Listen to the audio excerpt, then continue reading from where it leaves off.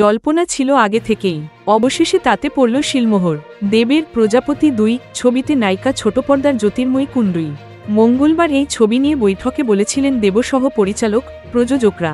গত বছরই প্রজাপতি ২ এর ঘোষণা হয়ে গিয়েছিল, কিন্তু শুটিং নিয়ে সেই সময় দেখা দিয়েছিল ধোঁয়াশা। নায়িকা নিয়েও ছিল জল্পনা। পরে টলিপাড়ার গুঞ্জন শোনা যায়, প্রাথমিকভাবে নাকি জ্যোতির্ময়ীকেই মনোনীত করা হয়েছে। কথাবার্তাও এগিয়ে গিয়েছে অনেকটাই। অবশেষে এল সুখবর, ছোট পর্দার দর্শকদের কাছে তিনি জনপ্রিয় পেখম নামে।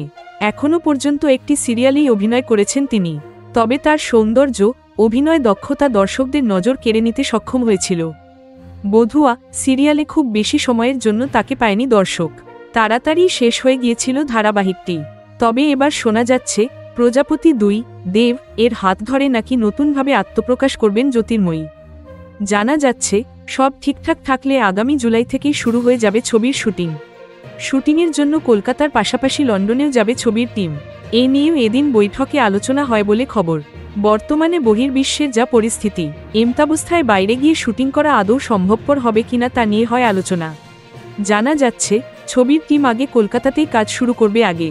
পরিস্থিতি ঠিক থাকলে তবে লন্ডনে যাবে।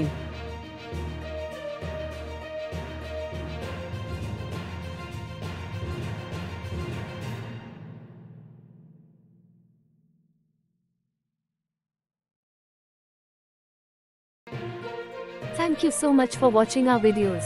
Please do like, share, and subscribe our channel.